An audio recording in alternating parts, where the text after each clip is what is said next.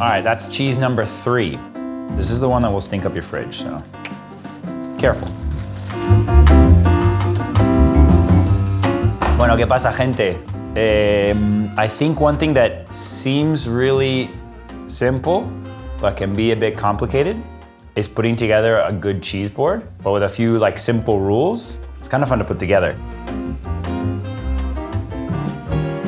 Any sort of like tasting where you have a variety of food coming together, really like variety is key, but also we wanna make sure that we have a variety of flavors from weak to strong. Talk to your cheesemonger, your quesero, quesera, about strength of the cheeses and what's a good way to start light and go up in strength.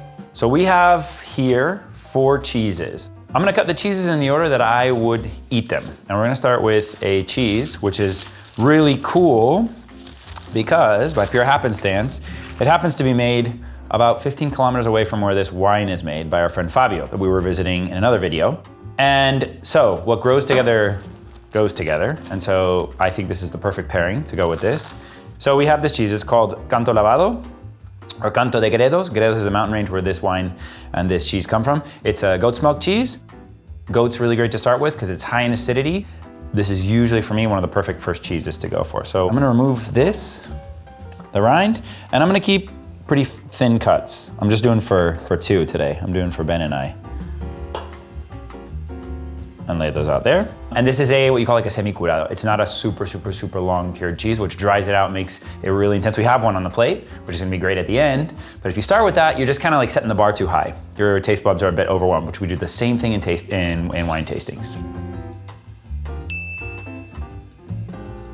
So from there, I'm going to move on to Almogrote.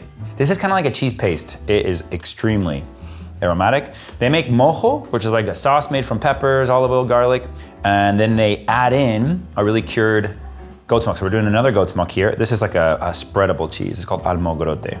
So we're moving up in intensity, so I'm gonna put it right next to it like that. That's fucking delicious. If you've ever had Cuban food, they have their like mojo criollo, but this originally comes from the Canary Islands off the coast of Morocco, island chain, subtropical. Awesome wines, really cool food. So moving up in intensity, and then we're adding something spreadable on here. So that's cheese number 2. Let's move to cheese number 3. I'm gonna move to a really nutty cheese that holds a very special place in my heart. So I used to live in the Basque Country, in Bilbao. It is in the north of Spain. It's very rainy. You have a lot of pasture because you got a lot of rain, and you have a lot of sheep, a specific sheep called the Lacha sheep. It's a variety, it's like a breed of sheep, and that's what they are required to use to make this cheese if it falls under what's called the denominación de origen, the protected like denomination of origin. So we're gonna try one of Spain's 20 odd certified cheeses that are unique to one area. This is called Idiazabal, and this is the smoked one. So it's raw milk, it's curado, so it's cured for at least 8 or 9 months. So we're getting into like that nutty territory. When you have a look at this, you'll see it's starting to crack. That's because it's lost moisture and it's intensified in flavor. This is gonna go really well with nuts. This has a really nutty flavor. So the rind here we don't wanna eat. This is a really intense cheese, real curado, which takes on kind of a spicy note. If you take a big bite of this can actually cause you to like cough. So I always wanna have a drink nearby. All right, that's cheese number 3. And the final cheese we're gonna do is a cow's milk cheese, the most celebrated blue cheese in Spain. I'd say one of the most important cheeses in Spain. This is Cabrales, which everybody knows Jose Andres. I think he's doing great stuff for Spanish food. This is from his region, from Asturias. About 4.5 hours due north of Madrid on the coast. Super mountainous. In the mountains is where they make these cheeses in caves. This is a cow's milk cheese that is naturally, they don't inoculate it with penicillin in order to cause the blue to grow. So this is a natural blue cheese. See the blue, usually when you buy like Roquefort, you'll see the needle lines where they actually inoculated the cheese with the penicillin spores. Here this is naturally occurring because they cured in caves. Really, really flavorful. Ooh, it's like, it's got a bite to it though. I'm gonna get rid of this here. Cut right on the board. And what we're going to do is, this tends to crumble. So I'm gonna leave a piece just like that. Remember, blue cheese can kind of overwhelm the diner, so we're gonna leave it just like that. I'm gonna put this one away. This is the one that will stink up your fridge, so careful. If you don't like blue cheese, I get it. A lot of people have kind of strong feelings about blue cheese. It's a strong flavor. If you're curious, if you're blue cheese curious, try something sweet with it. Try a really high acidity wine or apple cider, and then do pear. Pear goes really well. I really like blue cheese. I think you guys should all try it. It's awesome. If you're not into it, that's fine. You can definitely skip blue cheese on this plate.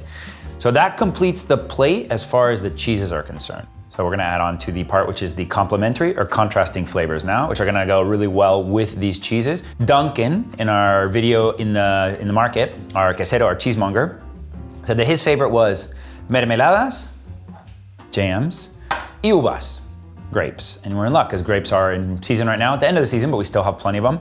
So you can cut these in half if you want. You can literally put the whole thing down here. It is completely up to you. I'm gonna just put some grapes, I don't know, throughout the plate like that. The grapes can go really well between bites as a palate reset. So we got the grapes on the board. I'm actually put these over here just so we've got everything in its own little spot. Now we're gonna move over to our mermelada de higos. So I'm gonna do, that should be it, I think, for our fig jam. We're gonna move over to the following part, which is gonna be the complementary flavors, which are going to be, and you could do anything here really, but the classic thing is some sort of fruto seco, some sort of nut. So I got here walnuts. These are gonna go really well with really any of the cheeses, but in particular the Idiazabal because it has such a nutty flavor. You could do walnuts, you could do hazelnuts, you could do almonds. And the final complementary thing is probably the most boring, honestly. Picos. Picos are crackers, basically. This is traditionally made in the south of Spain. They're ubiquitous, they're on everything. So now we've got that set up. There's always bread on the table, so I'm gonna cut some bread. I bought a really nice loaf of sourdough bread from the baker in my neighborhood. I'm gonna put that on there as well. But pretty much, this concludes the cheese plate. Like I said, these are not firm rules that you have to stand by. You can break these rules. But yeah, the fun thing with this is like, try it yourself. You might be asking why there's no manchego on the plate. I know. It's really well known here within Spain, but you've already heard of it. And so I want to turn you guys onto something that's different. My goal here is to kind of show you something that you've never heard of before, hopefully. Hopefully you've never tried it and you'll go and try it after this. So que aproveche, enjoy, and let me know in the comments if you have any questions. All right, so if you liked our video, please like and subscribe to the channel. We have plenty more recipes on the way, as well as a series of mini docs. We've also got interviews with chefs from all around Spain and tons of content about Spanish food on the way. No te lo pierdas. Gracias y que aproveche.